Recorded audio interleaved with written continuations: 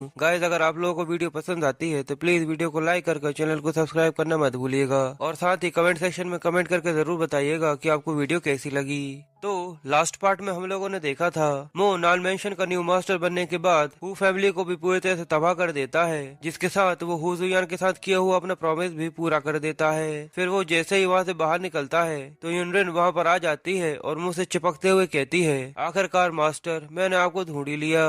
अब आप मेरे साथ लॉक्सी सिटी वापस चलिए जहाँ पर आप मेरी बीमारी का इलाज करेंगे। मो को भी ये याद आ जाता है कि हाँ, उसकी बीमारी का इलाज करना है, पर यूनियन को इस तरीके से उसे चिपकता हुआ देखकर मो को थोड़ी सी शर्म आ जाती है। तो यूनियन उससे पूछती है, मास्टर, आखिर आप इतने ज्यादा क्यों शर्मा रहे हो? मो शर्माते हुए उससे बोलता है, मैं बस थोड़ा सा थका हुआ हूँ। फिर यूनियन एक्साइटमेंट के साथ बोलती है, अब आप मेरे साथ वापस लॉन्गसी सिटी चल रहे हैं, चाहे आप ना चाहे तो भी, जहाँ पर चलकर आप मेरी बीमारी का इलाज करोगे। मो यूनियन से कहता है, मुझे जाओ मिंग से बात करनी है। फिर वो जाओमिंग से बोलता है, जब तक मैं यहाँ पर वापस नहीं आता तब तक नॉन मेंशन का ख्याल रखना। यहाँ जाओमिंग को किसी डॉग की तरह दिखाते हैं जो मो से बोलता है, ठीक है मास्टर। फिर मो अपनी चमचमाती हुई गाड़ी को लेकर लॉन्गसी सिटी के लिए निकल जाता है, जहाँ रास्ते में यूनरिन मो से बोलती है, मास्टर, आपको नहीं पता कि मैं आपको देखकर कितनी ज्यादा खुश हूँ। मो अपने आप में ही बड़बड़ाते हुए कहता है, असल में तुम्हारा दिल बहुत ज्यादा बड़ा है और तुम्हें इस चीज का जरा सा भी डर नहीं है कि मैं तुम्हारा फायदा भी उठा सकता हूँ। फिर जैसे ही वो दोनों लॉन्गसी सिटी के अंदर पहुँचते हैं, मो ये देखकर और भी ज्यादा हैरान हो जाता है क्योंकि और 3 खूबसूरत लड़कियां उसका वहाँ पर वेट कर रही थीं और वो एक ही साथ मो से बोलती हैं, मो, मेरे साथ घर चलो। मो ये देखकर और भी ज्यादा कंफ्यूज और परेशान हो जाता है और अपने मन में सोचता है, क्या ये एक आफत कम थी जो ये तीनों भी यहाँ पर आ गई हैं। फिर मो कार से बाहर निकलता है और वो तीनों एक साथ एक ही सुर में बोलती हैं, आखिर तुम इतने ज्यादा सरप्राइज्ड क्यों हो? चलो मेरे साथ घर चलो। मो डरा हुआ उन लोगों से पूछता है, आखिर यहाँ पर क्या हो गया? पर यूनियन भी कार से निकलकर मो का हाथ पकड़ते हुए बोलती है, ऐसा नहीं होने वाला मास्टर, सबसे पहले चलकर मेरी बीमारी का इलाज करेंगे। तो दूसरी तरफ का हाथ जाओयन पकड़ लेती है और मुंह को अपनी तरफ खींचते हुए कहती है, किसी वजह से मेरी मॉम ने तुम्हें मेरे साथ लाने का बोला है, वो बहुत ज्यादा टेंशन में है, इसलिए तुम मेरे साथ चल रहे हो। फिर क्यूहान आगे आकर मो का सिर पकड़ लेती है और बोलती है, ये मेरे साथ चल रहा है, मैंने मेरे फादर को बताया है कि मो मेरा बॉयफ्रेंड है, इसलिए मेरे फादर इससे मिलना चाहते हैं। पर अब इन सब के बाद चैनवा पीछे कैसे रह सकती थी? वो भी मो के पास आकर उससे बोलती है, मेरी मॉम भी तुम्हारे बारे में पूछ रही थी क्योंकि तुम बहुत दिनों से नहीं आए हो, इसलिए तुम मेरे साथ घर चलो। और ऐसे ही वो चारों मो के लिए मो से लड़ती रहती हैं। पर हमारा मो तो यहाँ पर एक सख्त लौंडा है, वो ये सब रोकने के लिए उन लोगों को धक्का दे देता है, जिससे वो चारों ही अपना मुंह फुला लेती हैं और मो उन लोगों से कहता है, आज मैं किसी के साथ भी नहीं जाने वाला, जो बोलकर मो वहाँ से उल्टे पैर भागना चालू कर देता है और इस वजह से गुस्से में उन चारों का चेहरा देखने लायक होता है। मो वहाँ से भागते हुए अपनी मेंशन के अंदर आ जाता है, जहाँ जुयान मो को देखकर बोलता है, मास्टर, आखिरकार आप आ ही गए। मो अपने पसीना पोंछते हुए सोचता है, अगर मैं वहाँ पर कुछ देर और रहता तो शायद वो लोग एक दूसरे से लड़ने लगते। फिर मो जुयंग से पूछता है, आखिर तुम्हारे हाथ में ये ब्लू स्टोन क्या है? जुयन मो को बताता है, ये नॉन मेंशन के मास्टर जाओमिंग ने आपके लिए यहाँ पर भेजा है। मो ये देखकर सोचता है, जाओमिंग ने ये सही समय पर भेजा है, मैं इस ब्लू स्टोन से उन लोगों के लिए ब्लू चार्म्स बना सकता हूँ। पहला, ये उनकी सेल्फ प्रोटेक्शन में काम आएगा और दूसरा, ये उनका गुस्सा शांत रखेगा, वरना फ्यूचर में वो लोग मुझे आराम से नहीं रहने देने वाली। फिर मो जुयंग से बोलता है कि तुम इस ब्लू स्टोन को मेरे रूम में रख दो। फिर मो अंदर बैठा हुआ उससे चार्म्स बनाने लगता है, तभी उसके फोन पर बाइजोंग का कॉल आता है। मो उससे पूछता है, आखिर क्या हो गया? बाइजोंग उसे बताता है, कल एक ऑक्शन होने वाली है जिसमें तुम जरूर आना। मो ऑक्शन का सुनकर उसे साफ मना कर देता है, तो बाइजोंग अपनी बात को पूरा करते हुए उससे बोलता है, कल की ऑक्शन में एक मैजिक वेपन आने वाला है। मो मैजिक वेपन का सुनकर सोचता है, मैजिक वेपन तो केवल कल्टिवेटर्स ही इस्तेमाल कर सकते हैं और अभी मेरी कल्टीवेशन लेवल के साथ मैं उसे हाथ लगाना चाहूंगा, इसलिए मो बाइजोंग से बोलता है, ठीक है, मैं कल आपसे ऑक्शन में मिलता हूँ। अब सीन अगले दिन ऑक्शन हॉल का होता है, जहाँ पर मो चैनवा को लेकर आया था। चैनवा वहाँ पर इतने सारे लोगों को देखकर थोड़ी सी डरी हुई थी, इसलिए वो मो के पीछे छुप जाती है। मो भी वहाँ पर इतने सारे लोगों को देखकर सोचता है, ये तो सच में बहुत ही ज्यादा बड़ी ऑक्शन है, पर यहाँ पर आने के लिए एक फीमेल पार्टनर चाहिए था, इसलिए मैं चैनवा को यहाँ पर लेकर आ गया। और चैनवा मो के पीछे छुपी हुई सोचती है, मो ने मुझसे कहा था कि मैं यहाँ पर कई सारे आर्ट पीसेस देखूंगी और कई सारे फेमस लोगों से मिलूंगी, इसलिए मैं इसके साथ यहाँ पर आ गई। फिर हमें उनके पीछे एक और कपल दिखाते हैं जिसका नाम हुमिंग और जाओ लिली थी। ये जाओ लिली क्वान डी की एक्स गर्लफ्रेंड है। जाओ लिली मो और चैनवा को वहाँ पर देखकर अपने मन में सोचती है, क्या ये चैनवा और मो है? और फिर वो हमें बताती है, यहाँ कई सारे ऐसे लोग हैं जो चैनवा के पीछे पड़े हुए हैं और मैं यहाँ पर इन लोगों को ऐसे देखकर ज्यादा सरप्राइज नहीं हूँ। असल में ट्यानफू होटल में वो हादसा होने के बाद क्वांडी ने मुझसे ब्रेकअप कर लिया, पर अब मैंने पहले से भी ज्यादा अमीर बॉयफ्रेंड बना लिया है, तो मुझे थोड़ा सा शो ऑफ तो करना ही चाहिए। इसलिए जाओ लिली गूमिंग से बोलती है ये ब्रेसलेट और बैग बहुत ज्यादा भारी है। गूमिंग भी बड़े प्यार से उससे कहता है महंगी चीजें वैसे भी भारी होती है। तभी जूलीली चैनवा से अपना हाथ जानबूझकर मार देती है, जिससे उसका ब्रेसलेट जमीन पर गिरकर टूट जाता है। गूमिंग चैनवा पर गुस्सा करते हुए उससे बोलता है क्या तुम अंधी हो, क्या तुम्हारे अंदर दिमाग नहीं है, आखिर तुम्हें पता भी है कि वो ब्रेसलेट कितने का था।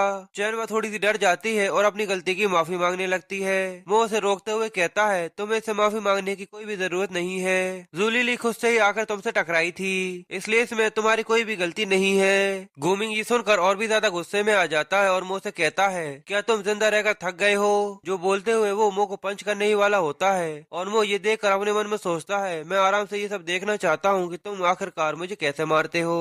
तभी गूमिंग के फादर उसे रोकते हैं और उल्टा उसी के चेहरे पर एक थप्पड़ दे मारते हैं और फिर उसे डांटते हुए बोलते हैं आखिर तुम्हारी मिस्टर मो को छूने तक की हिम्मत कैसे हुई। बाईजोंग भी वहाँ पर आ जाता है और मुझसे पूछता है क्या तुम ठीक हो। फूजियान ने मुझसे कहा था कि मैं तुम्हें यहाँ पर बुलाऊं, पर मुझे नहीं पता था कि उसके लड़के के साथ तुम्हारा ऐसा कुछ हो जाएगा। मो बाईजोंग से बोलता है ठीक है, वैसे भी इसमें आपकी कोई भी गलती नहीं है। और सामने फूजियान अपने लड़के से मो को माफी बुलवाने में लगा हुआ था, जिसके बाद वो खुद आकर मो से माफी मांगता है। फिर ऑक्शन स्टार्ट होते ही लेडी सब लोगों को बताती है ये मिस्टर ली मिन हिन है, जिन्होंने ये ऑक्शन एक फेमस कलेक्टर के साथ मिलकर रखी हुई है। फिर ये ऑक्शन की फर्स्ट बैटिंग स्टार्ट होती है और सामने बाईजोंग मो को बताता है मैंने जिस मैजिकल वेपन की तुमसे बात करी थी वो कलेक्टर के एक आइटम में से एक है और उसे चीफ मिंग हिंग के कैबिनेट में रखा गया है। मो ये सब सुनकर सोचता है काश कलेक्टर के पास कुछ ऐसा हो जिसकी वजह से मैं अपनी कल्टिवेशन बढ़ा सकूं। फिर ऑक्शन स्टार्ट हो जाती है और फर्स्ट आइटम के बैट में 60 मिलियन से शुरू किया जाता है और अनाउंसर सब लोग की बैट बताता है 70 मिलियन 90 मिलियन। ये लेडी 90 मिलियन बोल रही है, क्या और कोई है जो इसके आगे बोलना चाहेगा। मिंगिंग सोचता है आखिर मेरे आइटम की इतनी ज्यादा कम बैटिंग क्यों लग रही है, पर तभी वो स्टेज पर जाकर सब लोगों को बताता है कि ये वेपन सोंग डायनेस्टी से आया है, पर वहाँ के सभी लोग एरोज और क्रॉसबो का इस्तेमाल करते हैं, इसलिए ये वेपन इतना भी ज्यादा फेमस नहीं है कि आप लोग इसकी इतनी ज्यादा बड़ी बैट लगाए। मिंगिंग सोचता है वो सच में बहुत ज्यादा स्मार्ट है और अभी मैंने अपने रियल ट्रेजर को नहीं निकाला है, पर मुझे ये बताना होगा कि इसको बिहेव कैसे करते हैं। फिर अगला सीन स्टोरेज हाउस का होता है जहाँ मो बाईजोंग मिंग हिंग और वो कलेक्टर एक दूसरे से बातें कर रहे थे। मिंग हिंग बोलता है तो ये मिस्टर मो है। कलेक्टर कहता है बिल्कुल आप सही समझे। फिर वो मो को बताता है मेरे सोंग डायनेस्टी से आया हुआ वेपन आपका ध्यान नहीं खींच पाया, जिसकी वजह से मैं आपसे माफी चाहूंगा, पर अभी भी मेरे पास एक ऐसा खजाना है जिसे मैं अपने पास कई सालों से रखे हुए हूँ। मो उसकी ये बात सुनकर सोचता है काश ये मैजिक वेपन ऐसा हो जिससे मैं अपनी कल्टीवेशन को बढ़ा सकूं। फिर जैसे ही मिंग हिंग अपने सामने रखे हुए बॉक्स का कपड़ा हटाता है तो उसके अंदर हम एक स्टोन दिखाते हैं जिसके अंदर से एनर्जी निकल रही थी। बाईजोंग और फूजियाओ ये देखकर बहुत ज्यादा सरप्राइज हो जाते हैं और सोचते हैं सच में ये तो बहुत ही ज्यादा कीमती है। मिंग हिंग मो से पूछता है तो बताओ आपका इसके बारे में क्या ख्याल है, पर मो का तो उसको देखते ही दिमाग खराब हो जाता है और वो किसके साथ ही हुई आवाज में कहता है ये तो एक पत्थर है जिसके अंदर थोड़ी सी स्पिरिचुअल एनर्जी है। मिंग हिंग मो की बात सुनकर गुस्से में आ जाता है और कहता है आखिर तुम्हारा मतलब क्या है। मो बड़े ही आराम से उसे बताता है ये बस एक आम पत्थर है जिसके अंदर थोड़ी सी स्पिरिचुअल एनर्जी है, अगर तुम कहो तो मैं टच करते ही इसकी एनर्जी को इसके अंदर से निकाल सकता हूँ। मिंग हिंग ये देखकर बहुत बड़े सदमे में चला जाता है और सोचता है मैंने इसको पाने के लिए पैसा पानी की तरह बहा दिया, पर मैंने सोचा नहीं था कि ये बस एक आम पत्थर है। फिर वो मो के सामने झुकते हुए उससे अपनी गलती की माफी मांगता है और मो से कहता है प्लीज मुझे माफ कर दीजिएगा क्योंकि मैं आपको ऐसी चीज ऑफर नहीं कर पाया जो आपके काम की हो। मो को भी पता था कि इसमें उसकी कोई भी गलती नहीं है, इसलिए वो उससे कहता है कोई बात नहीं तुम शांत हो जाओ। फिर मिंग हिंग मो से आगे कहता है अगर आप बुरा ना माने तो मेरे पास एक और ट्रेजर है जो शायद आप देखना चाहेंगे, पर वो ट्रेजर चीफ जू के पास है। फिर मिंग हिंग मो को लेकर ट्रेजर दिखाने के लिए वहाँ पर आ जाता है। वहाँ एक मास्टर अपनी एनर्जी को उसके साथ फ्यूज करने में लगा हुआ था। उसकी एनर्जी देखकर मिनहिन अपने मन में सोचता है इस दुनिया में ऐसे कई सारे खजाने हैं जिनको अभी तक मैंने नहीं देखा है, और मास्टर जुआन बी तो एक हेवनली मास्टर है। फिर मिनहिन जुआन बी से बोलता है कि आप आपकी पावर्स को शांत कर सकते हैं। जुआन बी अपनी पावर्स को शांत करता है और मो उसे देखकर सोचता है जुआन बी भी एक कल्टीवेटर है, पर यहाँ पर उसकी करंट स्टेटस को देखकर समझ में आता है कि वो तो मेरे सामने कुछ भी नहीं है और साथ ही ये मैजिक वेपन में भी प्रॉब्लम है। और फिर मिंग ही मिस्टर जू से बोलता है कि मैं आपका ये मैजिक वेपन खरीदना चाहता हूँ जिसके लिए मैं आपको 160 मिलियन देने के लिए तैयार हूँ, पर मिस्टर जू इस डील के लिए साफ साफ मना कर देते हैं और मिंगी से बोलते हैं तुम्हें इतनी ज्यादा जल्दी नहीं होनी चाहिए, वैसे भी तुम जो 160 मिलियन की बोल रहे हो वो पहले की बात है और अब तुम्हें इसको खरीदने के लिए पहले से ज्यादा प्राइस देना होगा, क्योंकि मुझे भी ये आज पता चला है कि ये बहुत ज्यादा कमाल का मैजिकल वेपन है और अगर इसे तुम खरीदना चाहते हो तो तुम्हें इसकी 3 गुना ज्यादा कीमत देनी होगी। और वैसे भी अब मुझे इसको बेचने के लिए कोई भी जल्दी नहीं है, इसलिए मैं किसी और को भी ढूंढ लूंगा। मिंगहिंग ये बात सुनकर बहुत ज्यादा हैरान हो गया था, क्योंकि अब इसका प्राइस 160 मिलियन से सीधे सीधे 480 मिलियन कर दिया गया था।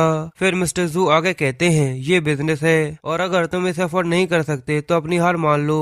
मिंगहिंग बहुत ज्यादा परेशान हो गया था और वो अपने मन को मारते हुए इस डील को फाइनल करने ही वाला था, पर तभी मो वहाँ पर समझ जाता है कि किसी ने माइंड डिस्टर्बिंग कर्स को इस्तेमाल किया है। इसलिए मो मिंगहिंग को समझाते हुए उससे बोलता है तुम एक बहुत बड़े बेवकूफ हो। मिंगहिंग गुस्से में मो से कहता है अब आखिर इस चीज का क्या मतलब है, और मो उसे देखते हुए सोचता है जब मैंने तुमसे प्रॉमिस किया था कि मैं तुम्हारी मदद करूंगा तो मैं तुम्हें ये समझाता हूँ। और इसलिए मो उसे समझाने के लिए आगे आता है और अपने पास से एक बॉक्स निकालते हुए कहता है इस ब्लू जेम एमर के अंदर एक क्रैक है जिसे बस इस कमाल के मैजिकल डिवाइस से देखा जा सकता है और इस ब्लू जेम को कुछ ही बार इस्तेमाल किया जा सकता है, इसलिए ये डिफेक्टिव प्रोडक्ट किसी को बेचा नहीं जा सकता।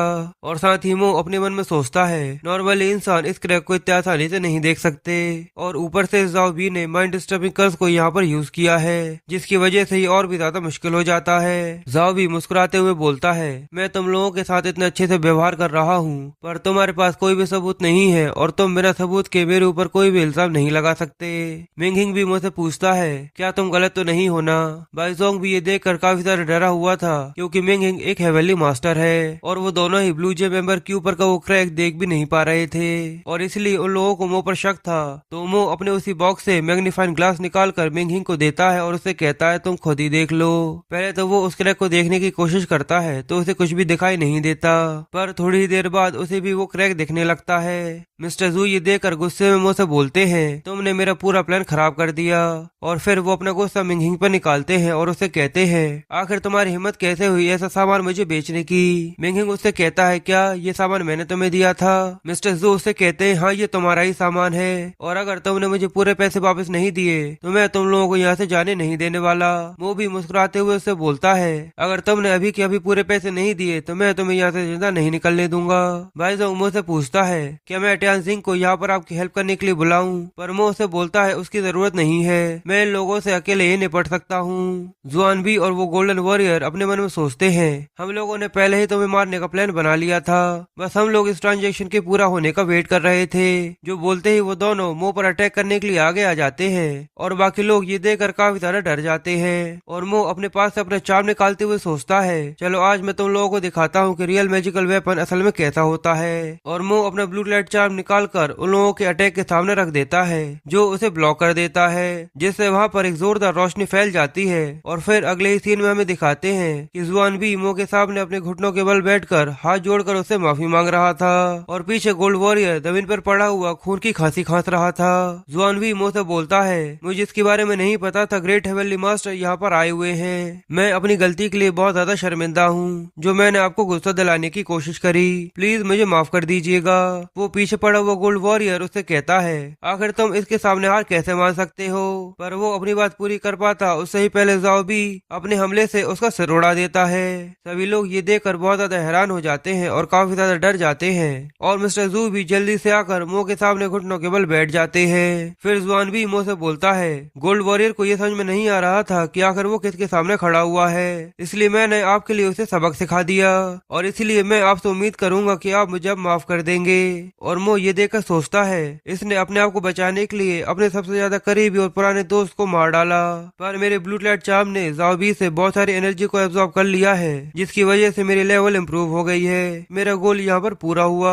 और अब इसी वजह से मो उन लोगों को यहाँ से जाने का बोलता है और वो लोग उल्टे ही पैर वहाँ से निकल जाते हैं और उन दोनों के यहाँ से निकलते ही मो अपने लिए एक नया दुश्मन भी बना लेता है। जिसके बाद सीन शिफ्ट होकर मो की मैंशन पर आ जाता है जहाँ पर दो लोग जुयान को आकर डरा रहे थे। इस लड़के का नाम टाओ जेंग है और इस लड़की का नाम हमें नहीं बताया गया, इसलिए मैं इसे हिंडा बोलूंगा और अगर हम इसका नाम आगे पता चलता है तो मैं इसका नाम आगे जाकर चेंज कर दूंगा, तो आप लोग प्लीज कंफ्यूज मत होइएगा। यहाँ टाओजेंग जुयांग को पकड़कर उससे मो के बारे में पूछता है तो हिंडा उसे रोकने की कोशिश करती है, पर जुयांग डरा हुआ उन लोगों से पूछता है आखिर तुम लोग कौन हो और मेरे मास्टर को क्यों ढूंढ रहे हो। जब तक तुम लोग ये बातें क्लियर नहीं कर देते तब तक मैं तुम्हें मास्टर के बारे में कुछ भी नहीं बताऊंगा। टाओजेंग जुयांग को कुत्ता बोलते हुए अपने पंच को रेडी करता है और उससे कहता है तुम्हारी मुझ पर भौंकने की हिम्मत कैसे हुई। जब तक तुम्हारा मास्टर यहाँ पर नहीं आता मुझे ऐसा लगता है मुझे तुम्हें ये सबक सिखाना होगा।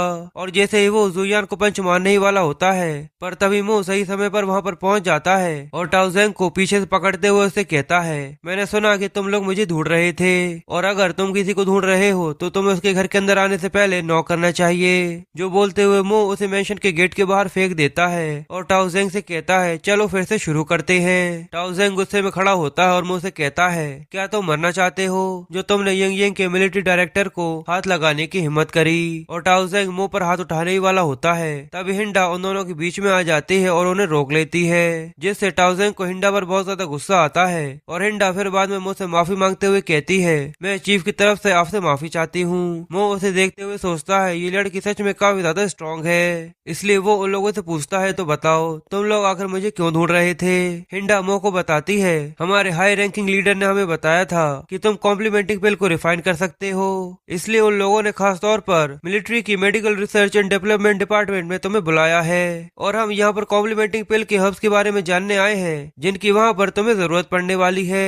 वो उनकी पूरी बातें सुनकर अपने मन में सोचता है तो यंग यंग की मिलिट्री डिस्ट्रिक्ट आखिरकार इसलिए मुझे ढूंढ रही है। पर मो यंग यंग सिटी का सुनकर अपने मन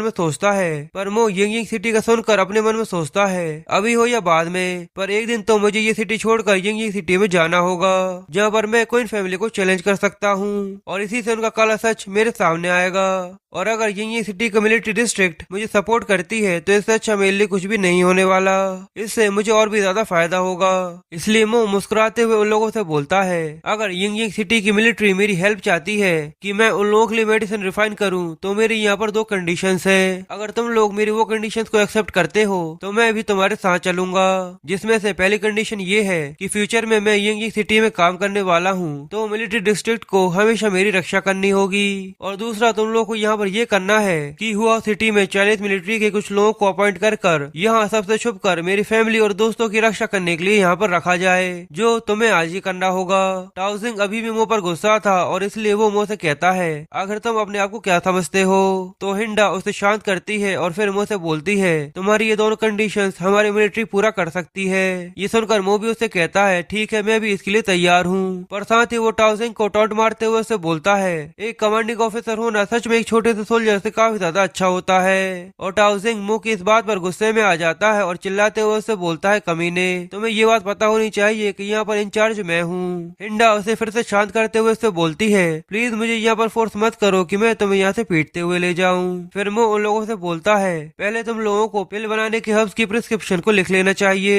फिर मो उन दोनों को हब्स के नाम बताना चालू करता है जहाँ पर क्रिस्टल सन फ्रूट का सुनते ही हिंडा मो को टोकते हुए उससे कहती है हमारी मिलिट्री आपको सब चीजें प्रोवाइड करने के लिए तैयार है, पर क्रिस्टल सन फ्रूट ढूंढना बहुत ज्यादा मुश्किल है। मो लोगों से कहता है ठीक है तुम लोग दूसरी चीजों का इंतजाम करो, इसको मैं ढूंढने का कोई रास्ता निकालता हूँ। फिर हिंडा मो से यंग सिटी में मिलने का बोलती है, जिसके बाद वो दोनों कार में बैठकर वहाँ से निकल जाते हैं। जहाँ कार में टाओजिंग बहुत ज्यादा गुस्सा होता है और अपने मन में सोचता है और थोड़ी देर तुम अपनी अकड़ को कायम रख सकते हो, पर कुछ दिनों बाद हमारी मिलिट्री और मेरे पास वो चीज होगी। फिर उन लोगों के पास दूर निकल जाने के बाद मो बाइजोंग को कॉल करता है और उससे पूछता है क्या वो जानता है कि क्रिस्टल सन फ्रूट आखिर कहाँ मिल सकता है। बाइजोंग इस फ्रूट का नाम सुनते ही मो से माफी मांगते हुए उससे बोलता है प्लीज मुझे माफ करना, पर अगर तुम क्रिस्टल सन फ्रूट चाहते हो तो मुझे ऐसा लगता है कि तुम्हें ये आइडिया यहीं पर ड्रॉप कर देना चाहिए। मो उससे पूछता है आखिर तुम ऐसा क्यों कह रहे हो, तो बाइजोंग उसे बताता है क्योंकि ये बात तुमने भी सुनी होगी कि ईस्ट और वेस्ट में पेयर मेंशंस हैं और वो इस सिटी के 4 मार्शल आर्ट ग्रेट फैमिलीज में से एक है और हुआ सिटी में चारों दिशाओं पर ऐसे ही मेंशंस बने हुए हैं और वो सभी मिंग मेंशन के मास्टर कंट्रोल करते हैं। और जिस फ्रूट की तुम बात कर रहे हो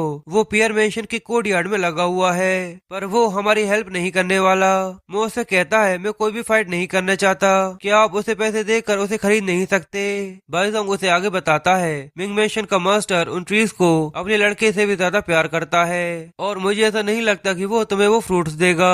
तो मो उससे पूछता है आखिर मैंने उसका क्या बिगाड़ा है। बाइजोंग उसे बताता है असल में चारों साइड्स में जो मेंशंस है वो एक दूसरे से जुड़ी हुई है हैं उनके रिलेशंस एक दूसरे से काफी ज्यादा अच्छे हैं, जिसमें से एक मेंशन नॉन मेंशन थी जिसकी हु फैमिली को तुमने साउथ से पूरे तरह से तबाह कर दिया है। और मुझे ऐसा नहीं लगता कि वो मिंग मेंशन का मास्टर अपने मरते दम तक तुमसे इस नफरत को कभी खत्म कर पाएगा, और वो फ्रूट्स भी ऐसे नहीं देने वाला। मो से कहता है ठीक है, फिर वो उसका फोन रख देता है और सोचता है अगर मिंग मेंशन का मास्टर जू जियाजी का एक अच्छा दोस्त था तो इसका मतलब वो भी एक अच्छा इंसान नहीं हो सकता।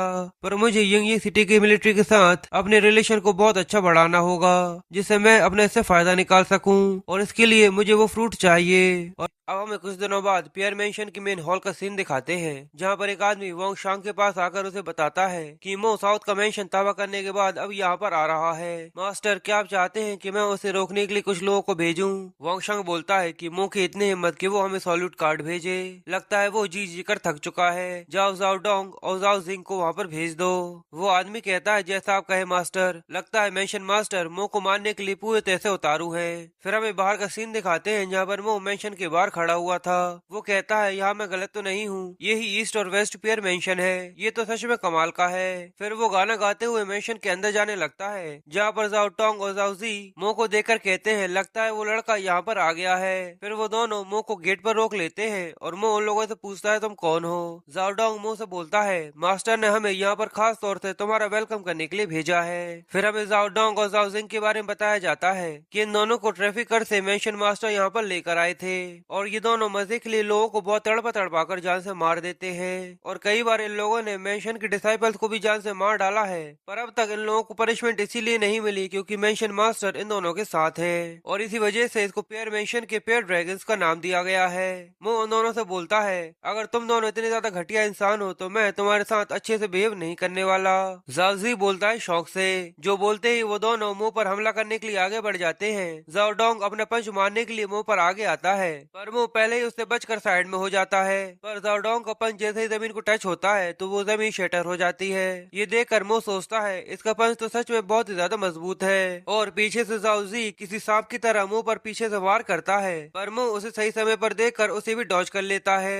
उन लोगों की फाइट देखकर बाकी डिसाइपल्स भी कहते हैं वो दोनों ड्रैगन्स किसी से लड़ रहे हैं, पर वो जो भी है उसे जल्द से जल्द वहाँ से निकल जाना चाहिए। फिर एक दूसरा डिसाइपल कहता है मुझे ऐसा लगता है कि वो चाहकर भी वहाँ से नहीं निकल सकता। वो दोनों ही मो को पकड़ने की कोशिश में लगे हुए थे और वो कहते हैं भागो मत, हमारे साथ खेलो। मो भी उन दोनों को देखकर थोड़ा सा सीरियस हो गया था पर बाकी डिसाइपल्स ये देखकर टेंशन में थे और उन लोगों को यहाँ पर मो की टेंशन हो रही थी। वो लोग आपस में बोलते हुए कहते हैं लगता है वो लड़का थक गया है, और सामने जैसे ही वो दोनों अपना सेकंड अटैक करते हैं पर वो अपने ऊपर एक एनर्जी शील्ड बना लेता है जिसकी वजह से उन दोनों के अटैक्स ब्लॉक हो जाते हैं। वो दोनों भी ये देखकर थोड़े से हैरान हो गए थे और उन दोनों को ये समझ में नहीं आता कि आखिर ऐसा कैसे हो सकता है। फिर वो अपनी एनर्जी को रिलीज करते हुए अपनी शील्ड को तोड़ता है जिससे वो दोनों दूर जाकर फेंक जाते हैं और साथ ही बहुत ज्यादा घायल हो जाते हैं। और वो चिल्लाकर उन लोगों से कहता है मैं बहुत ज्यादा बिजी हूँ, मेरे पास तुम्हारे साथ खेलने के लिए जरा सा भी समय नहीं है। फिर वो बड़े ही आराम से गेट खोलकर मुस्कुराते हुए अंदर चला जाता है जहाँ वोंग शेंग अपने कुछ मास्टर्स के साथ खड़ा हुआ था। वो मो से कहता है मिस्टर मो, बाहर मेरे दो लोगों ने आपको थोड़ा सा परेशान कर दिया पर आप यहाँ पर मेरी इज्जत रखकर इस चीज को बुरा मत मानिएगा। मो से कहता है मुझे इस चीज की कोई भी प्रॉब्लम नहीं है, मैं वैसे भी यहाँ पर तुमसे एक बिजनेस की बात करने आया था। मुझे क्रिस्टल सन फ्रूट के 2 पेड़ चाहिए, तुम ये बताओ तुम इन्हें कितने में बेचोगे? मैं उनका प्राइस जानने के लिए यहाँ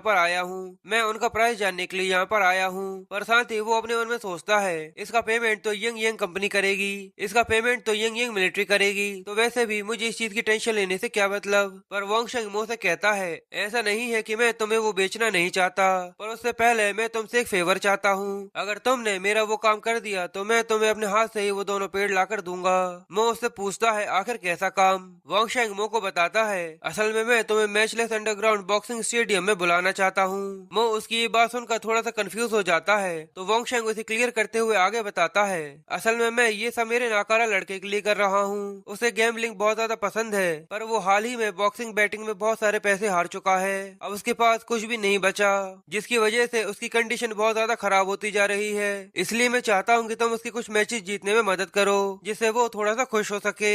मो उससे कहता है, आखिर तुम इसके बारे में मुझसे क्यों कह रहे हो? तुम्हारे पास भी तो कई सारे ऐसे एक्सपर्ट्स लोग हैं जिनको तुम वहाँ पर अपने लड़के की मदद करने के लिए भेज सकते हो। वांग शेंग मो को बताता है, असल में पेयर मेंशन बहुत ज्यादा फेमस है और सभी हाउसेज में सबसे ऊपर है। अगर मैं यहाँ से किसी भी मार्शल आर्टिस्ट को पार्टिसिपेट करने के लिए वहाँ पर भेजूंगा तो उसकी रेपुटेशन मेंशन की रेपुटेशन से जुड़ जाएगी, इसलिए मैं ऐसा कुछ भी नहीं कर सकता। वो उसकी ये बात सुनकर कहता है, ठीक है, मैं ये बात समझता हूँ, पर साथ ही वो अपने मन में सोचता है, मेरी पेयर मेंशन से कोई भी दुश्मनी नहीं रही है, पर अगर ये आगे जाकर अपनी बात से मुकर जाता है तो भी मेरे पास ज्यादा समय नहीं होगा कि जिससे मैं इससे बदला ले सकूं। पर फिर भी वो इस बात के लिए राजी हो जाता है और वांग शेंग से बोलता है, मैं बॉक्सिंग मैच में पार्टिसिपेट करने के लिए तैयार हूँ, जिससे तुम्हारा लड़का थोड़े बहुत पैसे कमा सके। पर वांग शेंग, तुम्हें अपना प्रॉमिस पूरा करना होगा। मुझे 3 क्रिस्टल सन फ्रूट ट्री चाहिए जो तुम्हें मुझे देने होंगे, और मैं ऐसे लोगों से बहुत ज्यादा नफरत करता हूँ जो अपना प्रॉमिस पूरा नहीं करते, तो प्लीज इस बात को याद रखना।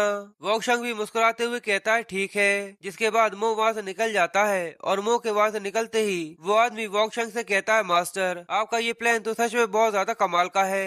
पहले पेयर ड्रैगन को भेजकर आपने मो की स्ट्रेंथ को टेस्ट करा, जिसके बाद अब आप इसे बॉक्सिंग मैच में कम्पीट करा रहे हैं। अगर मो वहाँ पर हार जाता है तो वैसे ही वहाँ पर जाकर मारा जाएगा, जिससे जू फैमिली के साउथ मेंशन का पूरा बदला हम ऐसे ही निकाल सकते हैं। पर अगर मो वहाँ पर जाकर जीत जाता है तो इससे आपका लड़का कुछ दिनों के लिए खुश हो जाएगा, पर मो जब वहाँ से आएगा तो वो पूरी तरह से घायल होगा, जिस वजह से अगर हम उसे वो ट्रीज भी नहीं देते हैं तो वो हमारा कुछ भी नहीं कर सकता, और उसी समय हम उसे मारकर हमारा पूरा बदला निकाल सकते हैं। वांग शेंग हंसते हुए कहता है, अगर ऐसा है तो जाकर उसे गुड लक विश करो, क्योंकि उसे ये नहीं पता कि जो लोग अंडरग्राउंड मैचेस में पार्टिसिपेट करते हैं उसमें से कई सारे लोग जिंदा वापस नहीं आते।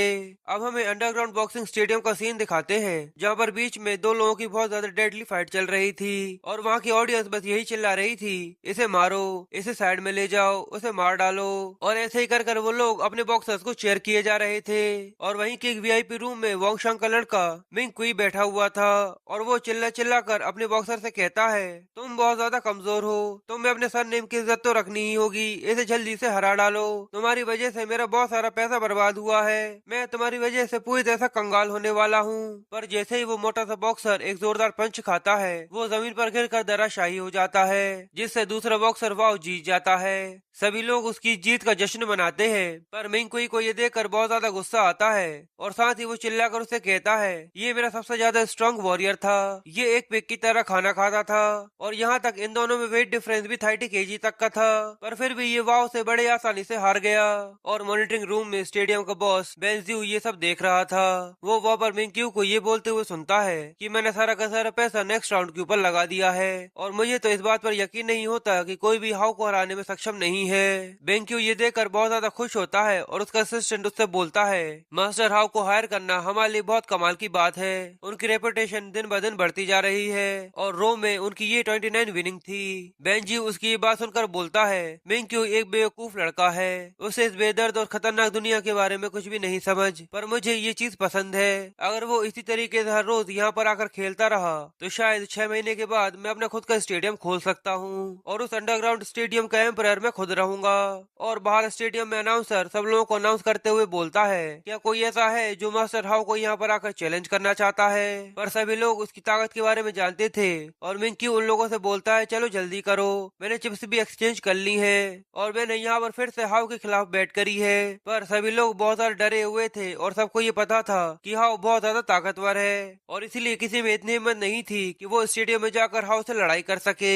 पर तभी एक आवाज आती है और मो पीछे से कहता है, मैं इसको चैलेंज करना चाहूंगा। सभी लोग ये आवाज सुनकर बहुत ज्यादा हैरान हो जाते हैं और अनाउंसर भी हैरानी के साथ उससे पूछता है, क्या तुम सच में हाउ को चैलेंज करना चाहते हो? वहाँ सब लोगों के पीछे मो मास्क पहनकर खड़ा हुआ था, वो उन लोगों से कहता है, हाँ मैं इसको चैलेंज करना चाहूंगा। मिंग कुई ये देखकर बहुत ज्यादा गुस्से में आ जाता है और चिल्लाते हुए कहता है, मैं बहुत देर से यहाँ पर किसी का इंतजार कर रहा था, पर ये तो एक छोटा सा बच्चा है। तभी मिंग कुई का एक आदमी उसके पास आता है और उसे बताता है, मास्टर का कॉल आया था और उन्होंने कहा है कि तुम इस बैट को जीत सकते हो, और साथ ही वो उसे मो की फोटो भी दिखाता है, जो देखकर उसे बहुत ज्यादा गुस्सा तो आता है, पर वो बिना कुछ भी सोचे समझे मो पर सारी की सारी बैट लगा देता है। हाउ मो को देखकर उससे बोलता है, बच्चे तुम यहाँ पर नए लगते हो, मैंने आज से पहले तुम्हें कभी भी यहाँ पर नहीं देखा, क्या तुम्हें मेरी रेपुटेशन के बारे में पता है? यहाँ पर सभी मुझे मास्टर हाउ कह के बुलाते हैं। पर मो उससे कहता है, मैंने तुम्हारे बारे में कभी भी नहीं सुना। मो का ऐसा जवाब सुनकर सभी लोग कहते हैं ये लड़का बहुत ज्यादा एरोगेंट है। मास्टर हाउ, इसे जान से मार डालिए, ये मैचलेस सिटी से जिंदा वापस नहीं जाना चाहिए। हाउ भी बोलता है अगर तुम यही चाहते हो तो मैं मरने का तुम्हें एक अच्छा रास्ता बता देता हूँ। फिर रेफरी उन दोनों को चुप करता है और बैटिंग स्कोर की स्क्रीन दिखाता है जहाँ सभी लोगों ने हाउ के ऊपर बैट लगाई थी, पर यहाँ केवल एक ही इंसान था जिसने मो के ऊपर बैट लगाई थी। फिर गेम को स्टार्ट किया जाता है और सभी मो को मारने के लिए हाउ से बोलते हैं। फिर गेम को स्टार्ट किया जाता है और सभी मो को मारने के लिए हाउ को चीयर करने लगते हैं और हाउ मो को मारने के लिए तेजी से आगे बढ़ने लगता है, पर मो उसे अपनी तरफ आता हुआ देखकर भी अपनी जगह से जरा सा भी नहीं हिलता। पर मिंक्यू को भी मो के बारे में पता नहीं था, इसलिए वो भी ये देखकर बहुत ज्यादा हैरान हो जाता है और सोचता है मेरे डैड पूरे तरह से पागल हो चुके हैं जो उन्होंने ऐसे इंसान पर बैट लगाने का कहा जो डर की वजह से अपनी जगह से हिल भी नहीं पा रहा। पर जैसे ही हाउ मो को पंच मारने के लिए उसके काफी ज्यादा करीब आ जाता है, मो अपना हाथ उठाकर एक एनर्जी शील्ड बनाता है जिससे वो हाउ के अटैक को रोक देता है और साथ ही उसके हाथ को पूरी तरह से मोड़ देता है जिससे हाउ का हाथ बहुत बुरी तरीके से टूट जाता है। सभी लोग ये देखकर बहुत ज्यादा हैरान होते हैं कि हाउ का हाथ पूरी तरह से टूट चुका था। हाउ जमीन पर गिरकर दर्द की वजह से किर्रा रहा होता है और मिंक्यू ये देखकर बहुत ज्यादा सरप्राइज होता है कि मास्क पहना हुआ आदमी ये राउंड जीत चुका है, पर उसे ये समझ में नहीं आता कि आखिर मो ने ऐसा कैसे किया। फिर मो हम लोगों को बताता है कि आखिर उसने ये कारनामा कैसे किया। असल में मो ने अपने हाथ पर अपने स्पिरिट एनर्जी को रिलीज किया था जिसकी एनर्जी शील्ड को मो ने एक सिलेंडर के शेप में कर लिया था, जिस वजह से हाउ का हाथ जैसे ही उसे टच हुआ तो उसका हाथ बहुत बुरी तरीके से घूम गया। और फिर मो हाउ को देखकर सोचता है लगता है हाउ का हाथ पूरी तरह से चकनाचूर हो चुका है। फिर रेफरी अनाउंस करता है कि मो इस मैच को जीत चुका है, पर कोई भी इस जीत को लेकर जरा सा भी खुश नहीं होता क्योंकि सब लोग अपना पैसा हार चुके थे और केवल मिंक्यू ही था जिसने मो के ऊपर बैट लगाई थी और वो ये पूरा पूरा पैसा जीत कर बहुत ज्यादा खुश होता है और वो खुशी में अपनी सीट से जंप करते हुए कहता है आज की इस एक फाइट से मैंने 30 मिलियन से भी ज्यादा पैसा कमा लिया है। और साथ ही उस लड़के ने हाउ का हाथ भी तोड़ दिया है। और इसके उल्टा बेंजू इस बात को लेकर बहुत ज्यादा गुस्सा होता है और सोचता है मुझे लगा था कि मैंने बहुत सारा पैसा कमा लिया है, पर असल में इस एक बैट की वजह से मेरा पूरा पैसा बर्बाद हो गया। फिर बेंजू अपने असिस्टेंट से बोलता है जाओ जाकर ग्रेट मास्टर जियोकिन को बाहर जाने का बोलो। और सामने रेफरी हाउ के हार जाने के बाद सब लोगों से कहता है क्या ऐसा कोई है जो इस मास्क मैन को चैलेंज करना चाहता है। पर मिंक्यू ये देखकर अपने मन में सोचता है मुझे नहीं लगा था कि मेरे डैड असल में इतने ज्यादा कमाल के होंगे, उन्होंने इतने ज्यादा कमाल के और टैलेंटेड इंसान को यहाँ पर मेरी मदद करने के लिए भेजा है जिसकी बदौलत आज मैंने बहुत सारा पैसा कमा लिया है। और दूसरी तरफ वो रेफरी फिर से उन लोगों से पूछता है तो ग्रेट मास्टर जियोकिन बोलते हैं मैं ऐसे चैलेंज करना चाहता हूँ। यहाँ जियोकिन के पावर्स को देखकर मो भी सीरियस हो जाता है और अपने पावर्स को रिलीज करता है। वहाँ बैठे हुए सभी लोग ये देखकर डर जाते हैं और आपस में बातें करते हुए बोलते हैं ये तो ग्रेट मास्टर जियोकिन है, ये तो सेंजियो के एक ग्रेट मार्शल आर्टिस्ट मास्टर है। तो दूसरा आदमी बोलता है फिर तो उस मास्क मैन की जीतने की कोई भी चांसेस नहीं बचे हैं, आखिर उस पर कौन बैट लगाना चाहेगा।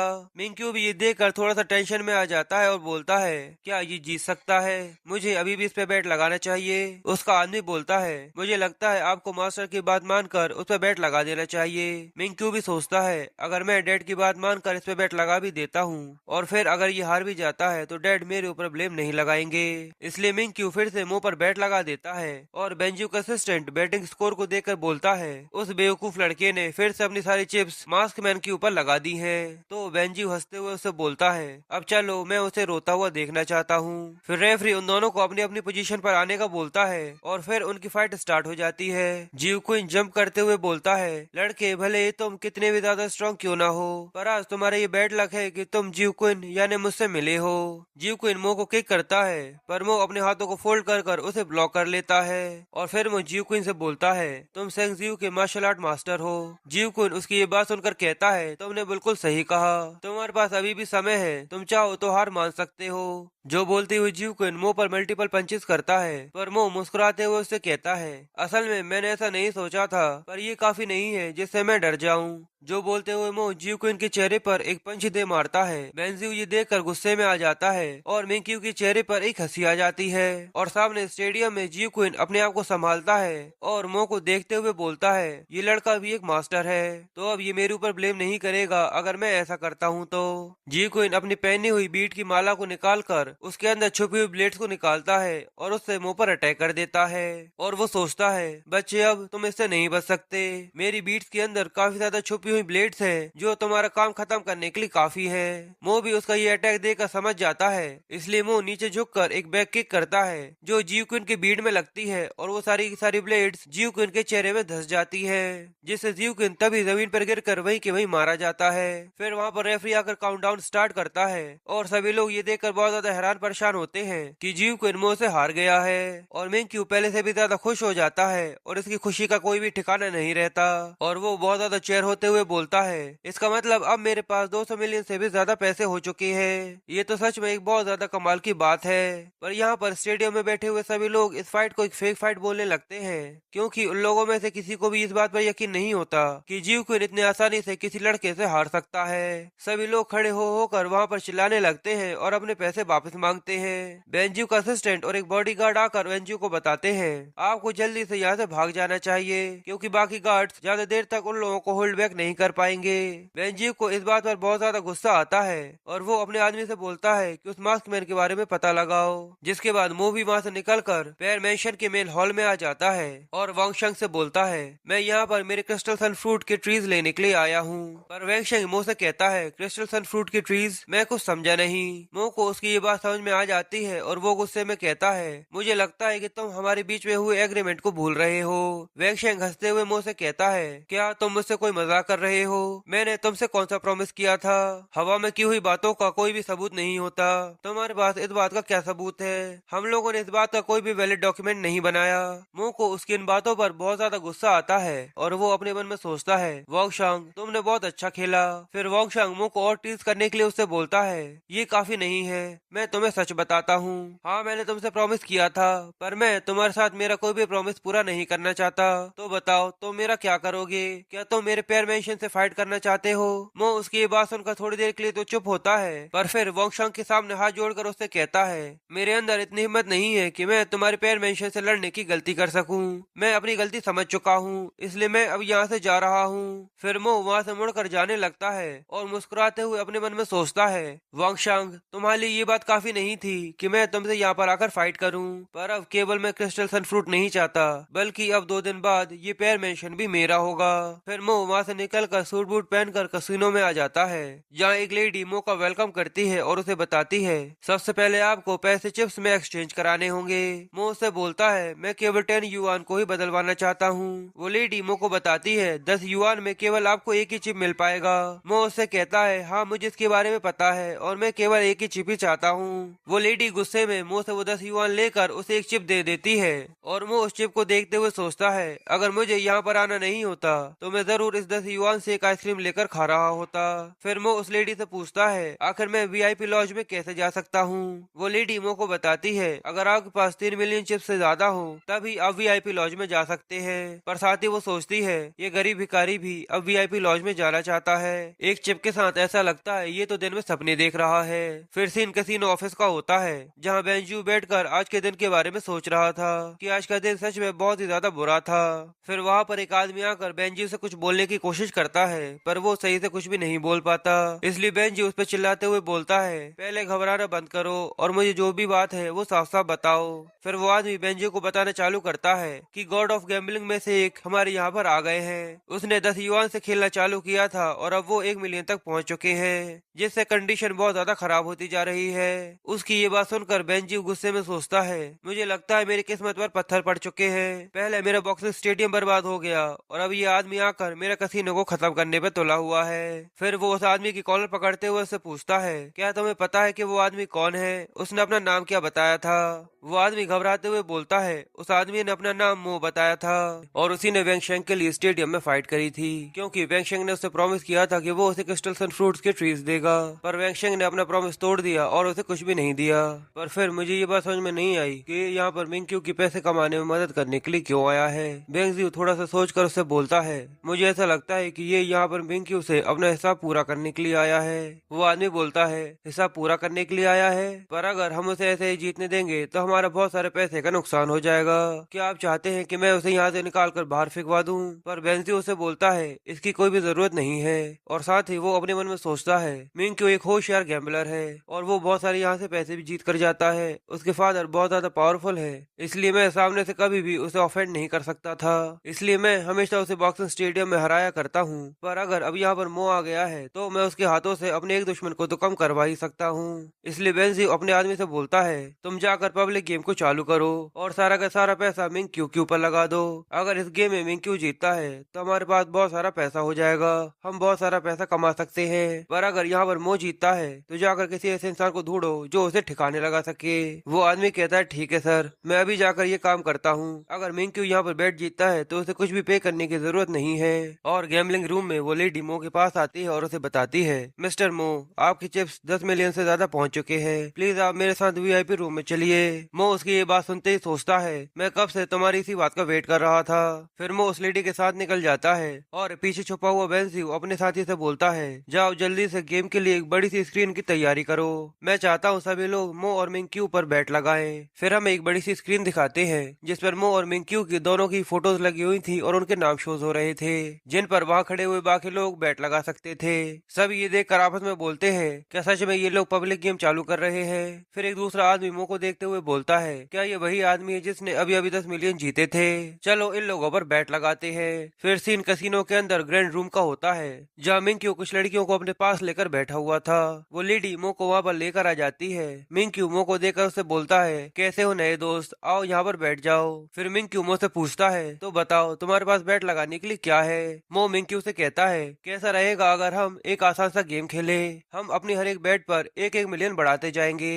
जिसके लिए मिंक्यू भी राजी हो जाता है और फिर उन दोनों के बीच में गेम स्टार्ट कर दिया जाता है। फिर कार्ड शफल कर कर उन दोनों को दे दिए जाते हैं और वो लोग अपने अपने कार्ड्स देखते हैं, जहाँ मो अपने कार्ड्स देखते हुए बोलता है, ये पहला राउंड है जिसे तुम जीत चुके हो। मिंक्यू ये देखकर बहुत ज्यादा खुश होता है और मो अपना चेहरा हाथ से छुपाते हुए सोचता है, जैसा मैंने सोचा था सब वैसा ही चलता जा रहा है। और यहाँ मिंक्यू मो को टीज करने के लिए बोलता है, चलो आ जाओ फिर से बैट करते हैं। और ऐसे ही करते हुए रेगुलर मो अपने पूरे पैसे 10 मिलियन हार जाता है। फिर वो लेडी मो के पास आकर उसे बताती है, सर आपके सभी चिप्स खत्म हो गए हैं, क्या आप और चिप्स एक्सचेंज करवाना चाहते हैं। पर मिंक्यू मो से बोलता है, अगर तुम्हारे पास और पैसे हैं तो आगे कंटिन्यू करो, वरना जल्दी से यहाँ से दफा हो जाओ, यहाँ पर बैट लग फैलाने की कोई भी जरूरत नहीं है। मो को अपने ऐसे इंसल्ट होता हुआ देखकर गुस्सा आता है और वो अपने मन में सोचता है, मुझे ऐसा लगता है मुझे भी थोड़ा सा शो ऑफ कर लेना चाहिए। फिर वो अपना कार्ड निकाल कर उस लेडी से कहता है, जाओ मेरे लिए 100 मिलियन निकाल कर उनके चिप्स एक्सचेंज करवा दो। वो लेडी भी ये देखकर बहुत ज्यादा हैरान होती है और मिंक्यू भी हंसते हुए मो के पास आता है और उसके कंधे पर हाथ रखते हुए कहता है, दोस्त तुम्हारे इस तरीके से बर्बाद होने का जोश मुझे बहुत ज्यादा पसंद आया। और बाहर सभी लोग स्क्रीन के सामने बैठे हुए जोर जोर से चिल्लाते हुए कहते हैं, मैंने सारा का सारा पैसा इस लड़के के ऊपर लगा दिया था, पर मुझे क्या पता था कि ये रेगुलर ऐसे ही हारता जाएगा। क्या ये वही लड़का नहीं है जो इतना सारा पैसा बाहर जीत कर गया था। और बेंजू भी मिंक्यू को जीतता हुआ देखकर बहुत ज्यादा खुश होता है। जिसके बाद सीन फिर से वीआईपी रूम के अंदर का दिखाया जाता है जहाँ मो के पास 1 करोड़ युआन यानी 100 मिलियन युआन की चिप्स आ चुके थे। अब मो अपने सारे पैसे एक ही बैट पर लगा देता है तो मिंक्यू भी ये देखकर बहुत ज्यादा खुश होता है और एक्साइटमेंट के साथ अपने भी सारे पैसे एक ही बैट पर लगा देता है। मिंक्यू का आदमी उसे समझाने की कोशिश करता है और कहता है, मास्टर आप एक बार और सोच लीजिए। पर मिंक्यू उसे अपने बकवास बंद करने का कहता है और कार्ड्स देने की बोलता है। उन दोनों के पास कार्ड्स आ जाते हैं। मिंक्यू बड़े ही आराम से अपने कार्ड्स को देखता है जहाँ पर उसके पास एक ब्लैक जोकर था, जो देखकर उसकी खुशी का कोई भी ठिकाना नहीं रहता और वो सोचता है, इस बार भी मैं पक्का जीतने वाला हूँ। फिर वो दोनों ही अपने अपने कार्ड शो करते हैं जहाँ पर मो के पास एक कलर्ड जोकर था। ये देखते ही मिंक्यू के पैरों के नीचे की जमीन फिसल जाती है क्योंकि इस बार के बैट मो के फेवर में थी। और जितने भी लोगों ने मो के ऊपर बैट लगाई थी वो लोग भी ये देखकर बहुत ज्यादा खुश होते हैं क्योंकि उन लोगों ने मो के ऊपर बैट लगाकर इस बार बहुत सारे पैसे कमा लिए थे। पर अब बेंजी का चेहरा पसीने से भर जाता है और वो अपने मन में सोचता है, मिंक्यू ये बैट हार चुका है जिसकी वजह से अब हम लोगों को बहुत ज्यादा प्रॉब्लम होने वाली है। इसलिए वो अपने आदमी से बोलता है, जल्दी से जाकर किसी आदमी को अरेंज करो जो यहाँ पर मो को जाकर जान से मार सके। ये लड़का मैचलेस सिटी से जिंदा वापस नहीं जाना चाहिए। और अंदर वीआईपी रूम में मिंक्यू इस बैट को हारने के बाद अपना कंट्रोल खो देता है और रोते रोते हुए सोचता है, आखिर मैं इस बैट को कैसे हार सकता हूँ, मैं सब कुछ हार गया, मैं क्यों हार गया। उसका आदमी मिंक्यू को शेयर करने की कोशिश करता है पर साथ ही वो उसे बताता है, आज आप बहुत सारे पैसे हार चुके हैं, जब आप मिशन वापस पहुंचेंगे तो मास्टर जरूर आपको इसके लिए ब्लेम करेंगे। मिंक्यू उसकी ये बात सुनते ही अपने मन में सोचता है, नहीं ऐसा नहीं हो सकता, मुझे मेरे सारे पैसे फिर से जीतने ही होंगे। और इसलिए मिंक्यू फिर से गेम को कंटिन्यू करने का बोलता है। उसका आदमी उसे रोकता है पर मो मिंक्यू को फोर्स करने के लिए उसे बोलता है, अब मैं तुम्हारे साथ कोई भी छोटी मोटी बैट नहीं लगाने वाला, अगर तुम्हें शुरू ही करना है तो हम 100 मिलियन से शुरू करेंगे, पर सच बताओ क्या तुम्हारे पास इतने पैसे हैं। और साथ ही मो मो मिंक्यू को टीज करते हुए आगे बोलता है, बेचारा फेमस मिंक्यू, तुम तो सच में बहुत ज्यादा गरीब हो। मैंने तुम्हारे गैम्बलिंग स्किल्स को कुछ ज्यादा ही आंक लिया था, पर अब मुझे ऐसा लगता है कि तुम आगे नहीं खेल पाओगे, इसलिए मुझे यहाँ से चलना चाहिए। जो बोलते हुए मो उठ जाता है और वहाँ से जाने लगता है, पर मिंक्यू यहाँ पर अपनी इतनी ज्यादा बेइज्जती होता हुआ देखकर सहन नहीं कर पाता और मो को रोकते हुए उससे बोलता है, मैं पेयर मेंशन का वारिस हूँ, मैं इस बेड पे अपना पेयर मेंशन लगाता हूँ। मो उसकी ये बात सुनते ही मुस्कुरा देता है, क्योंकि मो उसकी इसी बात का वेट कर रहा था। पर साथ ही वो अपने मन में सोचता है, ग्रैंडपा यून ने मुझसे एक बार कहा था कि एक गैम्बलर कभी भी किसी चीज की परवाह नहीं करता। जिसके बाद वो मिंक्यू के साथ अपना गेम कंटिन्यू करता है और इधर ग्रैंडपा यून को मो की वजह से छींके चालू हो जाती है। जिसके बाद सीन फिर से पेयर मेंशन की मेन हॉल का होता है, जहाँ वेंग शेंग अपने पेयर ड्रैगन्स के साथ खाना खा रहा था। वो उन दोनों से कहता है, और खाना खाओ, इन कुछ दिनों में तुम बहुत ज्यादा घायल हो चुके हो, इसलिए तुम दोनों को अपना ख्याल रखना चाहिए। और साथ ही वो लोग वहाँ पर जैसे ही मो की बात करना चालू करते हैं तो वेंग शेंग अपने सामने ये देखकर बहुत ज्यादा हैरान हो जाता है, क्योंकि मो गेट खोलकर उसके सामने खड़ा हुआ था और वो उसे कहता है, मेंशन मास्टर, मैं ये देखकर बहुत ज्यादा हैरान हूँ और मैंने सोचा नहीं था कि अभी तक तुम मेरा नाम याद रखोगे। वेंग शेंग चिल्लाते हुए मो से कहता है, आखिर तुम अंदर कहाँ से आ गए, तुम्हें आखिर किसने अंदर आने दिया। मो मिंक्यू की तरफ पॉइंट करते हुए बोलता है, मैं जब चाहूँ तब यहाँ पर आ जा सकता हूँ, तुम मुझे नहीं रोक सकते, क्योंकि फ्यूचर में ये पेयर मेंशन मेरा होने वाला है। जो बोलते हुए मो यहाँ पर वेंग शेंग को मिंक्यू का दिया हुआ वसीयतनामा दिखाता है, जो मो ने मिंक्यू से बैट में जीता था। मिंक्यू वेंग शेंग को बताते हुए कहता है, मैं मो से वसीयतनामा बैट में हार चुका था, इसलिए उसने ये उसके नाम कर लिया। डैड, मुझे माफ कर दीजिएगा। वेंग शेंग अपना सिर पकड़ते हुए कहता है, अब तुम चुप हो जाओ। जिसके बाद वो मो से कहता है, मो, मैं तुम्हें ये बताना चाहता हूँ कि ये वसीयतनामा फेक है और ये डॉक्यूमेंट भी वैलिड नहीं है, तो बताओ अब तुम मेरा क्या करोगे। मो उससे कहता है, वेंग शेंग, क्या तुम फिर से मुझे धोखा देने की सोच रहे हो। वेंग शेंग कहता है, हाँ, अगर मैं ऐसा कर सकता हूँ तो मैं ऐसा क्यों ना करूँ। मो कहता है, तुम ये मेरे साथ 2 बार कर चुके हो, पेयर मेंशन का मास्टर होने के बाद भी तुम आखिर इतने ज्यादा बेशर्म कैसे हो सकते हो। वेंग शेंग हंसते हुए बोलता है, जितने चेहरे मैं अपने ऊपर लगा सकता हूँ, अगर तुम्हारे अंदर मुझे पेयर मेंशन से निकालने की ताकत नहीं है तो जल्दी से यहाँ से दफा हो जाओ और जितना तेज हो सके उतना तेज भागो, तो शायद मैं तुम्हारी जान बख्श दूं। पर मो इशारा करते हुए बोलता है, मैं इस बार मेरी पूरी तैयारी के साथ आया हूँ। फिर मो के इशारा करते ही वहाँ पर यंग यंग की मिलिट्री फोर्स अपने कई सारे सोल्जर्स और टैंक्स को लेकर आ जाती है, जिनके हाथों में गन्स भी थी। वेंग शेंग ये देख कर डर जाता है और कहता है, ये तो ब्रेवलैंड का एडमिनिस्ट्रेटर है और साथ ही यहाँ पर यंग यंग की मिलिट्री फोर्स भी है। फिर वो उन लोगों के साथ खड़ा होकर वेंग शेंग से बोलता है, जल्दी से अपना सारा का सारा सामान पैक करो और जितने ज्यादा तेज हो सके यहाँ से निकल जाओ, तो शायद मैं तुम्हारी जान बख्श दूं। वेंग शेंग बहुत ज्यादा डरा हुआ था, पर फिर भी वो मो से बोलता है, मो, सच में तुमने एक अच्छी चाल चली है, पर एक दिन तुम इसकी वजह से बहुत ज्यादा पछताने वाले हो। मैं वेंग शेंग तुम्हारे साथ इस एक आसमान के नीचे नहीं रहने वाला। फिर मो उससे कहता है, ठीक है, अगर तुम्हारी बकवास हो गई हो तो जल्दी से यहाँ से दफा हो जाओ। पर उसी समय कोई वेंग शेंग को गोली मार देता है, पर मो अपने सामने कमरे खोलकर उसकी चीटों से बच जाता है और वेंग शेंग वहीं पर गिरकर मारा जाता है। मिंक्यू जल्दी से अपने फादर के पास आकर उसके पास बैठ जाता है और उससे कहता है, फादर प्लीज उठ जाइए, आज के बाद कभी भी मैं कोई भी गैम्बलिंग नहीं करूंगा। पर मो मिंक्यू से बोलता है, इसको यहाँ से ले जाओ। फिर मो हिंडा के साथ क्रिस्टल सन फ्रूट के ट्रीज के पास आ जाता है। हिंडा मो से बोलती है, पेयर मेंशन का मास्टर अब यहाँ से जा चुका है, तो बताओ अब तुम इन ट्रीज का क्या करोगे।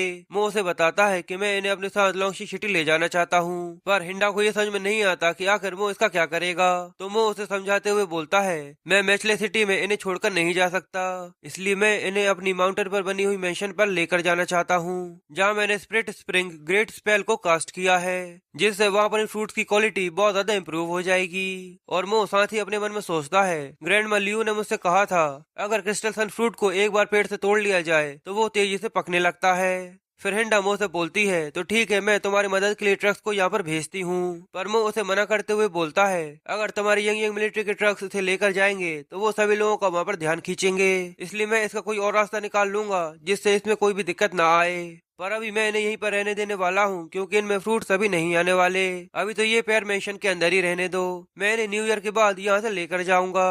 और हिंडा मो की ऐसी बातें सुनकर उससे बोलती है, मो, सच में तुम बहुत ज्यादा आलसी इंसान हो। जिसके बाद वो रात में ही वहाँ से अपने घर के लिए लॉन्गशी सिटी के लिए निकल जाता है और रास्ते में कार चलाते हुए वो ये सोचता है, मैंने आंटी जिया को बहुत लंबे समय से नहीं देखा, मुझे उनके लिए इस न्यू ईयर पर एक अच्छा सा गिफ्ट लेकर देना चाहिए। वो ये सोच ही रहा था तभी कई सारी कार्स अचानक मो की कार को घेर लेती हैं। मो भी ये देखकर टेंशन में आ जाता है और सोचता है आखिरकार अब ये क्या हो रहा है। पर फिर वो कार्स मो का रास्ता ब्लॉक कर देती हैं, जिसमें से बेंजियो निकलता है और वो मो से कहता है, क्या तुम्हें कोई ये बकवास दिख रही है? तुम्हें तो मेरा शुक्र मनाना चाहिए कि मैंने अभी तक तुम्हें जान से नहीं मारा। पर मो बेंजियो को देखते हुए सोचता है अब आखिर ये कौन है। और बेंजियो आगे मो से बोलता है, तुम्हारी वजह से पहले मेरा बॉक्सिंग स्टेडियम और उसके बाद मेरा कसिनो दोनों ही पूरी तरह से बर्बाद हो चुके हैं। अगर तुमने अभी सभी नुकसानों की कीमत मुझे नहीं चुकाई तो तुम्हें आज मेरी गोलियां खानी होंगी।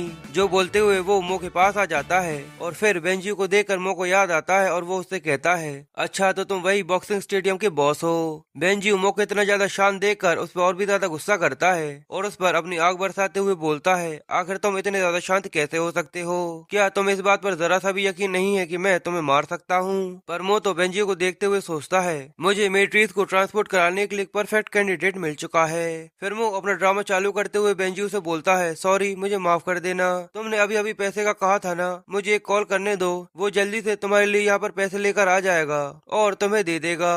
बेंजियो बोलता है, लगता है ये मुझसे डर गया है। जिसके बाद बेंजियो थोड़ा सा शांत होने के बाद सोचता है, भले ही इस लड़के के पास कुछ सुपर नेचुरल पावर्स क्यों ना हो, पर फिर भी ये यहाँ पर डरा हुआ है। फिर बेंजियो मुंह से बोलता है, लड़के तुम्हारे हर चीज का नुकसान मिलाकर 1.5 बिलियन होते हैं, इसलिए तुम्हें 1.5 बिलियन का कंपनसेशन मुझे देना होगा और जैसे ही यहाँ पर पैसे आ जाएंगे तो मैं तुम्हें यहाँ से जाने दूंगा। मो सिर हिलाते हुए बेंजियो से कहता है, तुम्हें इस चीज की कोई भी चिंता करने की जरूरत नहीं है, मैं तुम्हारा एक सिक्का भी कम नहीं होने दूंगा। फिर सीन थोड़े समय आगे पर शिफ्ट हो जाता है जहाँ बेंजियो के आदमी ने मो को गन पॉइंट पर रखा हुआ था और बेंजियो मो को देखते हुए सोचता है, ये लड़का तो सच में बड़े आसानी से मान गया, मुझे ऐसा लगता है मुझे इससे और ज्यादा चीजें मांगनी चाहिए थी। जिसके बाद वो मो के पास जाता है और उसके सिर पर हाथ रखते हुए कहता है, मैंने सुना है कि तुमने वैंग शेंग को उसके पैर मेंशन से भगा दिया है और अब उसे तुम देख रहे हो, पर वो तो बहुत बड़ी जगह है, क्या तुम उसे अकेले मैनेज कर लेते हो? मो बेंजियो से बोलता है, बॉस बान, मैचले सिटी में आपकी रेपुटेशन एक बिजली के थंडर बोल्ट की तरह है, इसलिए अब से उस पेयर मेंशन को तुम संभाल सकते हो। ये देखो उस पेयर मेंशन की सीक्रेट की। बेंजियो की उस सीक्रेट की को देखते ही उसकी मुंह से लार टपकने लगती है और वो अपने मन में सोचता है, आज तो मुझे 1.5 बिलियन के साथ ये पेयर मेंशन भी मिल रहा है, ये कोई सपना तो नहीं है।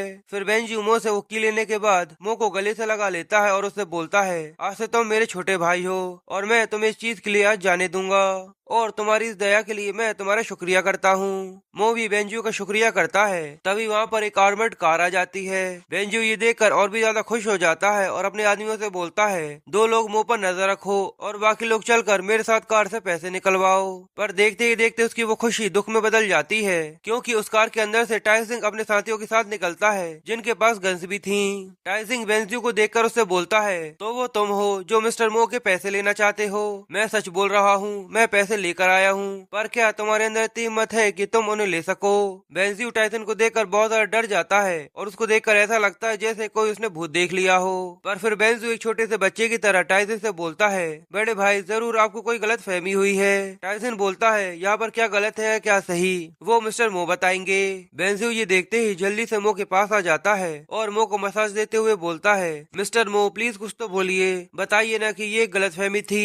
पर मो बेंजियो से कहता है, ऐसा मत कहो, अगर तुम्हें 1.5 बिलियन कम लग रहे हैं तो हम इस कीमत को बढ़ा भी सकते हैं। पर बेंजियो मो की ऐसी बातें सुनकर रोते हुए अपने हाथ जोड़ लेता है और मो से रिक्वेस्ट करते हुए बोलता है, प्लीज मेरे साथ ऐसा कोई भी मजाक मत करिए, प्लीज मेरी जान को बख्श दो। मो से बोलता है, ठीक है मैं वादा करता हूँ अगर तुम मेरे 2 काम करोगे तो मैं तुम्हें छोड़ दूंगा।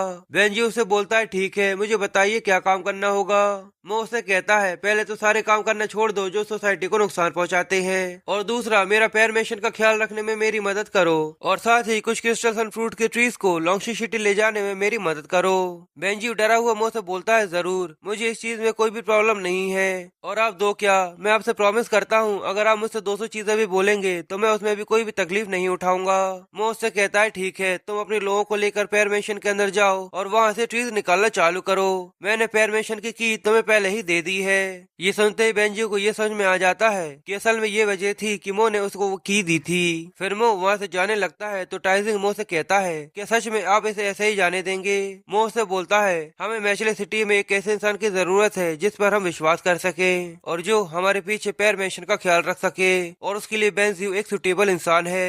पर फिर टाइसन मो से बोलता है जो भी हो, पर यहाँ पर एक और बड़ी बात है जो मैं आपको बताना चाहता था। मो से पूछता है क्या हो गया। टाइसन मो से बताता है कि क्यूहान सब जगह आपको ढूंढ रही है और लॉन्गशी सिटी में सब लोगों से आपके बारे में पूछ रही है, क्योंकि वो ये कह रही थी कि वो इस न्यू ईयर पर तुम्हारे साथ उसके घर जाना चाहती है। और मैं जानता हूँ तुम इतनी चिंता में इसलिए हो क्योंकि तुम क्यूहान को देखना चाहते हो। पर मो टाइसन की ऐसी बातें सुनकर और भी ज्यादा चिंता में आ जाता है और टाइसन से कहता है ऐसा बिल्कुल भी नहीं है, मैं जू फैमिली के साथ अपने न्यू ईयर एंजॉय करने के लिए जा रहा हूँ और तुम इस बात को किसी को भी पता मत चलने देना। जो बोलकर मो अपनी कार लेकर वहाँ से निकल जाता है और टाइसन अपना थम्स अप दिखाते हुए सोचता है क्यूहान की बातों को इस तरीके से कोई भी इनकार नहीं कर सकता। मो तुम तो सच में बहुत ज्यादा औसम हो। फिर सीन न्यू ईयर के एक दिन पहले का होता है। मो आंटी जियांग के घर पहुंच चुका था, जहां आंटी जियांग मो को देखकर बहुत ज्यादा खुश होती हैं और उससे बोलती हैं मो तुम अचानक यहाँ पर कैसे आ गए और अब जब तक न्यू ईयर खत्म नहीं हो जाता तुम यहाँ से कहीं मत जाना। मो भी बहुत ज्यादा खुश होता है और वो उनसे कहता है ठीक है मैं कहीं नहीं जा रहा। पर जूजी यहाँ पर अभी भी मो को देखकर उस पर गुस्सा करता है और उससे कहता है क्या तुम्हें ये किसी ने नहीं सिखाया कि किसी के घर अगर अच्छे दिन जाते हैं तो खाली हाथ नहीं जाना चाहिए, और तुम तो इस न्यू ईयर पर भी खाली हाथ बेशर्मों की तरह यहाँ पर आ गए हो। जिसके बाद जाविन भी बोलती है डैड आपकी रिक्वेस्ट सच में बहुत ज्यादा बड़ी है, पर ये यहाँ पर अच्छे से जानता है कि उसे कब यहाँ से जाना है। उन लोगों की ऐसी जली बुझी बातें सुनकर मो को ये याद आता है कि मैं क्यूहान से बचने की कोशिश में आंटी जियांग और उसकी फैमिली के लिए गिफ्ट लाना तो भूल ही गया।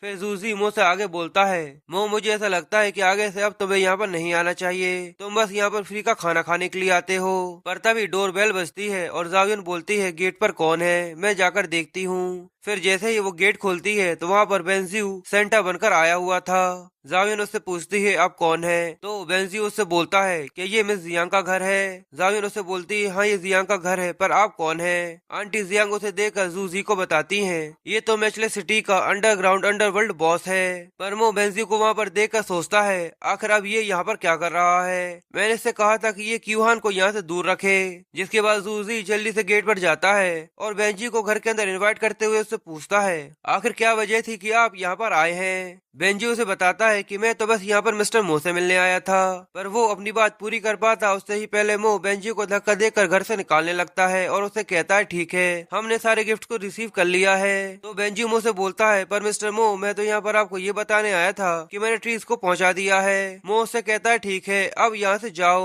फिर मो बेंजी को निकाल कर घर का गेट लॉक कर लेता है, पर बेंजी को ये समझ में नहीं आता कि आखिर मो ने उसके साथ ऐसा क्यों रिएक्ट किया। मो गेट बंद कर चैन की सांस लेता है और सोचता है मैं उम्मीद करता हूँ कि क्यूहान बेंजियो का पीछा ना कर रही हो। फिर जूजी मुंह पर भड़कते हुए उससे बोलता है आखिर तुम्हें पता भी है कि तुम ये क्या कर रहे हो, तुम जानते भी हो कि वो कौन है। वो मैचले सिटी का अंडरग्राउंड अंडरवर्ल्ड बॉस है जिसे धक्का देकर तुमने घर से बाहर निकाल दिया। क्या तुम हम लोगों को मरवाना चाहते हो। जिसके बाद जाविन भी चालू हो जाती है और वो आगे बोलती है तुम एक बहुत बड़े बेवकूफ हो, तुम्हें पता भी है कि मैं तुम्हारी वजह से अभी मरी जाती। तुम जल्दी से यहाँ से दफा हो जाओ, अपना न्यू ईयर जाकर कहीं भी मनाओ, पर बाहर अगर तुम किसी प्रॉब्लम में पड़ जाते हो तो मेरी फैमिली को बीच में मत लेकर आना, वरना तुम तुम्हारे साथ मेरी फैमिली को भी लेकर कब्र में डूब जाओ। पर उनकी ऐसी बातों से जियांग जूजी को पीटने लगती है और उसको पीटते हुए कहती है तुम ऐसी बातें करना बंद करो, ये चाइना का न्यू ईयर है और मो ने ये सब जानबूझ के नहीं किया। और मो वहाँ खड़ा हुआ ये सोचता रहता है जैसा बाप वैसा बेटी, ये दोनों कभी भी नहीं सुधर सकते। फिर वो जियांग के साइड में जाकर उससे बोलता है आपको इस चीज की चिंता करने की जरूरत नहीं है, मैंने ये सब जानबूझ के किया था। ये सुनते ही जूजी और जायुन दोनों के कान खड़े हो जाते हैं और मो अपना फोन उठाते हुए कहता है अगर तुम्हें मेरी बातों पर यकीन नहीं है, जो बोलकर मो बेंजी को कॉल कर देता है और उससे कहता है 5 मिनट के लिए क्या तुम वापस आ सकते हो, मुझे लगता है कि तुम ज्यादा दूर नहीं गए होगे। थोड़ी देर में बेंजी वहाँ पर आ जाता है और मुझसे पूछता है आखिर आपने मुझे किस लिए बुलाया है। पर मो वहाँ पर भी उसकी इंसल्ट करते हुए कहता है मैंने ऐसे ही बुलाया था, अब तुम यहाँ से जा सकते हो। बेंजी उससे कहता है ठीक है हैप्पी न्यू ईयर, अब मैं यहाँ से जा रहा हूँ। ये देखकर जूजी का मुंह खुला का खुला रह जाता है और फिर वो वहाँ से जाते हुए उन लोगों से कहता है मैं यहाँ से जा रहा हूँ, मैं बाहर जाकर अपना न्यू ईयर एंजॉय करूंगा। पर जावियन मो को रोकने की कोशिश करती है और उससे बोलती है आखिर एक अकेला इंसान न्यू ईयर को सेलिब्रेट कैसे कर सकता है। पर मो उसे बताता है तुम्हें इस चीज की चिंता करने की कोई भी जरूरत नहीं है, यहाँ पर ऐसे कई सारे लोग हैं जो मेरे साथ न्यू ईयर सेलिब्रेट करना चाहते हैं। जिसके बाद हमें सामने क्यूहान को उसकी कार के ऊपर बैठा हुआ दिखाते हैं और वो मो से बोलती है चलो मेरे साथ, हम हमारा न्यू ईयर मेरे घर में सेलिब्रेट करेंगे। पर मो उसे देखकर फिर से चिंता में आ जाता है और उससे कुछ कहने की कोशिश करता है, पर क्यूहान उसको पकड़ लेती है और उससे कहती है तुम्हें मेरे साथ चलना ही होगा। और मो एक झूठी से स्माइल देते हुए सोचता है जरूर मैं ये सब करने के बाद पछताने वाला हूँ। और फिर इसी के साथ ये पार्ट यहीं पर खत्म हो जाता है। गाइस अगर आप लोगों को वीडियो पसंद आई हो तो प्लीज वीडियो को लाइक करना और चैनल को सब्सक्राइब करना मत भूलिएगा। और आपकी वीडियो को लेकर जो भी राय हो प्लीज कमेंट सेक्शन में जरूर बताइएगा। मिलते हैं आपसे नेक्स्ट वीडियो में।